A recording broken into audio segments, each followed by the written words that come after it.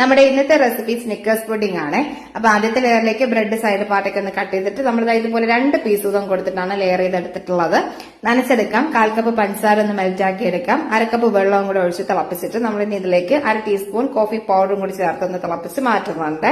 ഇതിലേക്ക് 1/4 കപ്പ് തിളപ്പിച്ച പാലും കൂടി ചേർത്ത് മിക്സ് ചെയ്ത് ചൂട് മാറിയതിനു ശേഷം ബ്രെഡ് ഒന്ന് നനച്ച് മാറ്റിയിട്ടുണ്ട്.